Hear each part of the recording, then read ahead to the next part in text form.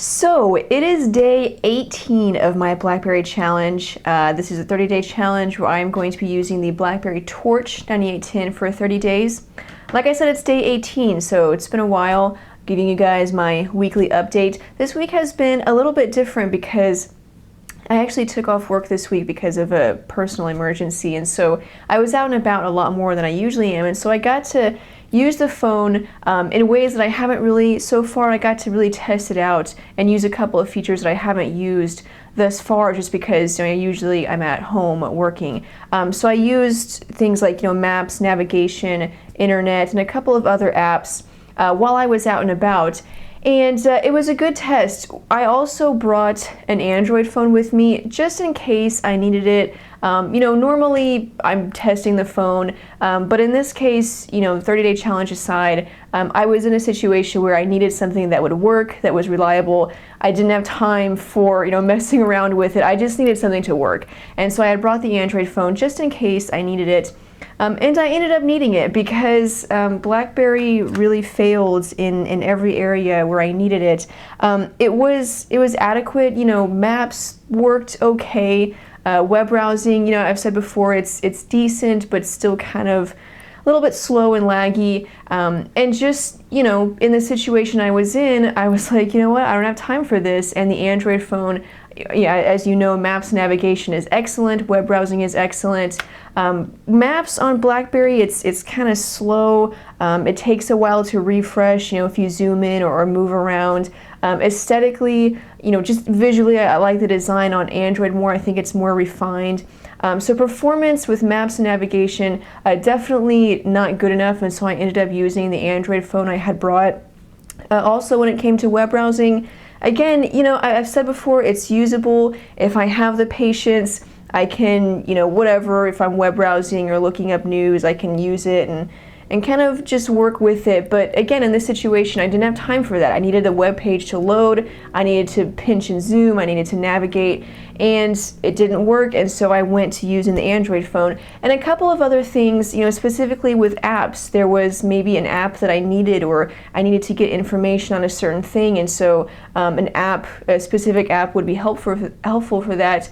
And either, it didn't work well enough on the BlackBerry, or the BlackBerry app world just didn't have that app available. And that's something that I've talked about before, how the app selection is very poor. And this was a situation where it actually mattered. Normally it's like, okay, if there's no ESPN app, fine, whatever. Or if there's no app for this, or the games aren't that great, it's, I can deal with it. But in this situation, I just needed it to work. I needed a specific app, and it didn't have it.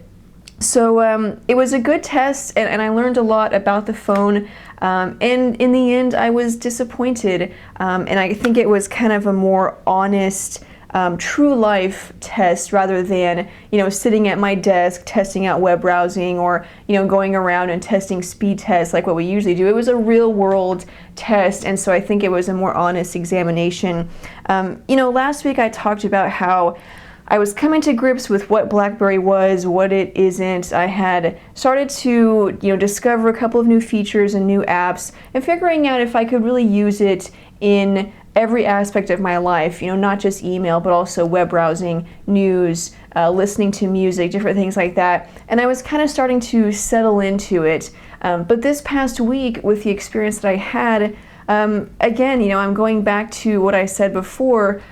It performed okay. It was all right, but compared to Android, Windows Phone, iOS, it's just not good enough. There are a few areas where the operating system, where BlackBerry is as good as Android, iOS, and Windows Phone, but in most areas, it's not as good, and I don't think there's any areas where it's better. And so, to me, when I look at an operating system and I want to know, should I use this, I'm only going to use it if it's better than something else. That was one of the reasons why I switched to Windows Phone, because I thought in some areas it was better than Android. Now, that was my personal preference. Not everyone feels that way, but for me, I felt in some ways it was better than Android. For BlackBerry, I don't see any areas where it's better than Android, Windows Phone, or iOS, and there's very few areas where it's as good as those operating systems. So You know, I'm on day 18, so I still have quite a ways to go.